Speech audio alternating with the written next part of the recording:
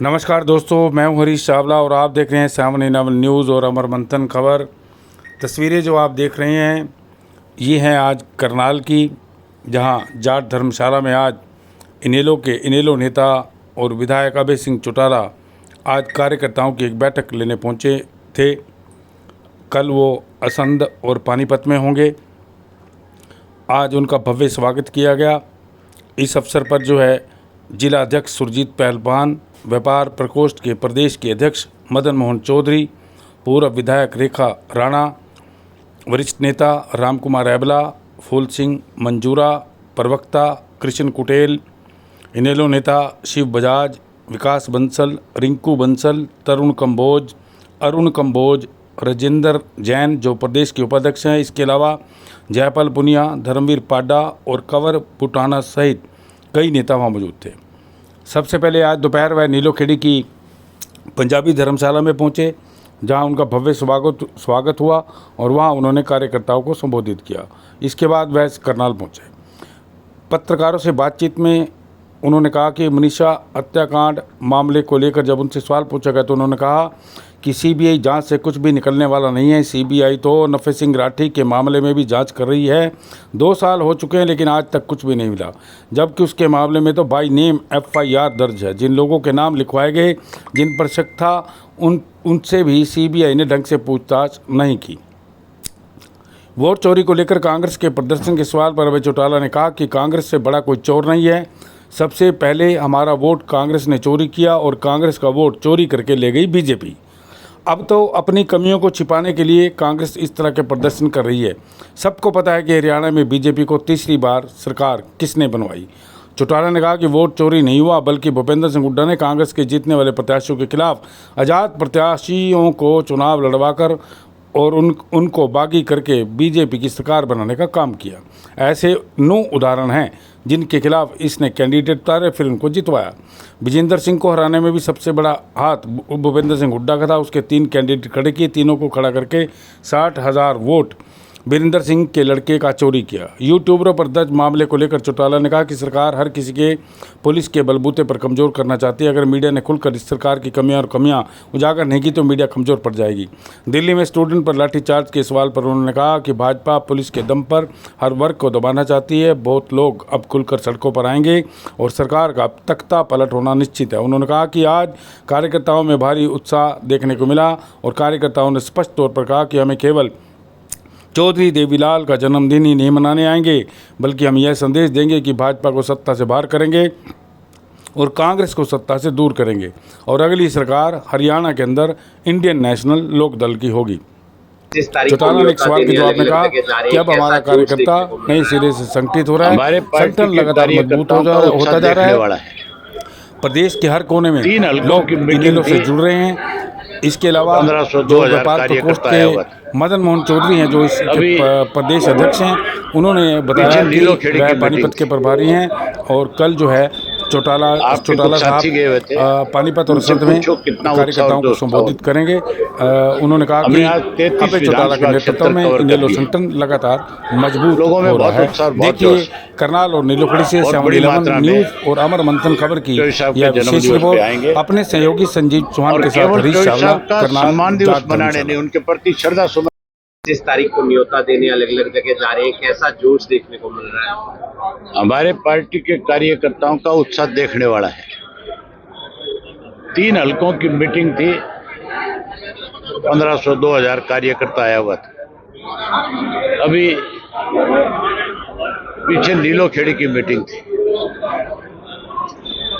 आपके कुछ साथी गए हुए थे, उनसे पूछो कितना उत्साह और जोश था उनमें। हमने आज 33 विधानसभा क्षेत्र कवर कर लिए। लोगों में बहुत उत्साह और बहुत जोश है।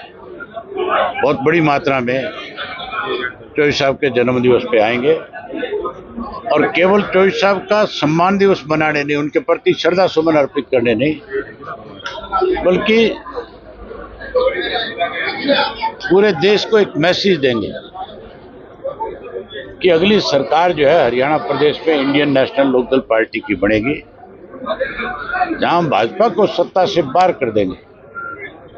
वहीं कांग्रेस की असलियत भी घर घर तक जाकर के प्रचार करके खोलने का काम करें। जिस तरह से कांग्रेस ने एक षड्यंत्र के तहत भाजपा की अब की बार तीसरी बार सरकार बनाई, उसके बारे में खुल करके लोगों के सामने जाकर के बताएंगे। अब प्रदेश का हर व्यक्ति इस बात से अच्छी तरह से परिचित है कि इस बार किस तरह से भूपेंद्र सिंह हुड्डा ने वोट की चोरी करके, अपने ही वोट की, जो कांग्रेस के पक्ष में जा रहा था, जहां कांग्रेस के एमएलए जीत रहे थे, उन्हीं के वोट चोरी करके कैसे बीजेपी के पक्ष में उस को जिताने का एक षड्यंत्र किया। अब वो भी समझ में आ गया। मैं एक उदाहरण देता हूं आपको। वीरेंद्र सिंह का लड़का जो है विजेंद्र, वो उचाना से चुनाव लड़ रहा था कांग्रेस की टिकट। उसके सामने हुड्डा ने 3 कैंडिडेट खड़े किए। एक घोगड़िया गांव का था, एक संडील का था और एक उचाना का था। उन तीनों को 60,000 वोट मिला। वो 3535 वोट से चुनाव हार गया।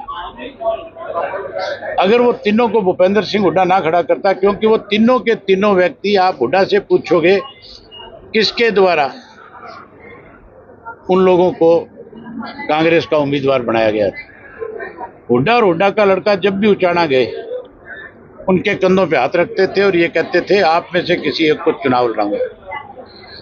जब टिकट नहीं दिलवा पाया तो कैसे विजेंद्र को हरवाया जाए, इसके लिए उसने उन तीनों से कहा तुम चुनाव लड़ो, मेरी सरकार बनेगी और सरकार बनने के बाद तुम चुनाव हार जाओगे बेशक, पर मैं तुम्हें ऐसे पदों पे बैठा दूंगा कि तुम तीनों एमएलए से भी ज्यादा मजबूत हो। इस षड्यंत्र के तहत कांग्रेस को सत्ता से दूर कर दिया है और एक षड्यंत्र के तहत हराया गया। सर, विपक्ष का नेता अभी तक नहीं चुना गया, इसीलिए नहीं चुना गया ना कि चोर पकड़ा गया। सीएटी को लेकर भी हंगामा काफी हुआ है विधानसभा में। ये जो एग्जाम हुए, आप ये देखो, कह रहे हैं कि हम बेरोजगारी दूर कर रहे हैं, ये तो बेरोजगारी बढ़ा रहे हैं। 13 लाख बच्चे तो एक एग्जाम देने के लिए गए हैं। उससे पहले जो एग्जाम है उसमें कितनी बड़ी संख्या में लोग आए होंगे, कितने ओवरेज हो गए होंगे इन 11 साल में। आप इससे अंदाजा लगा सकते हो कि हरियाणा में 30 से 35 लाख पढ़ा लिखा युवा आज बेरोजगार है। कांग्रेस ने भी अब संगठन बना लिया है सर। कहाँ बना लिया संगठन? जो अपोजिशन लीडर नहीं बना सके, संगठन कैसे बन गया उनका? जिला अध्यक्ष वगैरह। ये ऊपर से ठप्पे लगे हैं। ये कोई चुनाव नहीं है, ये तो ऊपर से ठप्पे लगाए गए हैं, भी इसको बना दिया जाए। लगातार प्रदर्शन भी करना शुरू। जिस जाति ने विशेष रूप से कांग्रेस को मजबूती प्रदान करी थी, उसको तो उस संगठन से बहुत दूर कर दिया। एनडीए का कोई नेता आएगा? पहले हमने देखा है अक्सर कहीं भी कार्यक्रम होता है। एनडीए कांग्रेस का पार्ट है, हम किसी कांग्रेस के पार्ट को नहीं बुलाएंगे। लाखों की हाजिरी होगी और बड़े जोश में लोग आएंगे और चौधरी देवीलाल का जन्मदिन मनाएंगे। सरकार भी कह रही है, सीएम खुद कह रहे हैं मनीषा मौत मामले पर राजनीति नहीं होनी चाहिए, लेकिन कई लोग उस पर राजनीति भी कर रहे हैं। हालांकि सीबीआई जांच के आदेश दे दिए गए हैं। जहाँ तक सीबीआई जांच का भी सवाल है, चलो दे तो दी, परंतु सीबीआई ने पहले कौन सी जांच पड़ताल पूरी कर ली अपनी, जो उनको पहले से केस कई सौंपे हुए हैं। हमारे स्वर्गीय नफे सिंह राठी का केस सौंपा हुआ है, 2 बरस हो गए लगभग, अभी तक तो जांच आगे बढ़ी नहीं। और भी कई मामले हैं, उन मामलों में भी सीबीआई की तरफ से ढिलाई है। इसमें भी मुझे नहीं लगता कुछ होने वाला है। विपक्ष में लगातार हंगामा हो रहा है, चाहे वोट को लेकर हो, चाहे सीएटी के पेपर को लेकर। उल्टा चोर कोतवाल को डांटे। वोट चोरी तो कांग्रेस पार्टी के जो आज युवा के प्रेसिडेंट हैं, उनके पिता श्री सुखबीर ने की थी, जिनका केस हाईकोर्ट तक चला था। और कांग्रेस पार्टी के बहुत से ऐसे दिग्गज हैं जो बोगस वोट बना करके बने हुए, कई बार बने हैं, बहुत बार स्क्रूटनाइज करा गया, बहुत विरोध हमने किया, बार बार किया। और बहुत बार इन्होंने तो मेरे ख्याल में मामिन राज्यपाल का पद का भी बहुत बार दुरुपयोग किया है। बनी बनाई सरकारें डिगा दी, बहुत सी डिसॉल्व करी, बहुत बार जो डेमोक्रेटिक वे से प्रजातांत्रिक तरीके से चुनी सरकारें गिराई हैं। वोटों का कब ये सम्मान करते हैं, कब ये प्रजातंत्र का सम्मान करते हैं? उनको याद नहीं है कि इमरजेंसी किसने लगाई थी। याद रखना चाहिए कि लोगों को नसबंदी में किसने तंग किया था। याद रखना चाहिए इमरजेंसी में किस प्रकार से इन्होंने बड़े बड़े नेताओं को जेलों में बंद कर दिया था, मूल अधिकारों का हनन हुआ था, जुडिशरी तक को भी ललकारा गया था। वो कौन थे? बीजेपी पार्टी को किस तरह देखते हैं? अन्य पार्टियों को भी आप न्योता दे रहे हैं। उनको भी दिया है, आपने सुना नहीं? मैंने सभी दलों को दिया है। आएंगे दुष्यंत चौटाला? अगर आते हैं, मैंने ये भी कहा है, किसी से कोई पाप हो गया हो, बीजेपी से, कांग्रेस से, लोकदल से, ये गंगा स्नान है, अगर वो डुबकी लगा लेंगे तो पाप धुल भी जाएंगे। मुझे उनके बारे में व्यक्तिगत तौर से किसी के बारे में पता नहीं है, और ना ही मुझे लगता कि कोई इस तरह से आएगा। अभय चौटाला जी नाराज तो नहीं होंगे कि अगर कोई आ जाएगा? नहीं, ऐसी कोई बात नहीं। जब खुले निमंत्रण हम दे रहे हैं, कोई आएगा तो अच्छी बात, स्वागत करेंगे।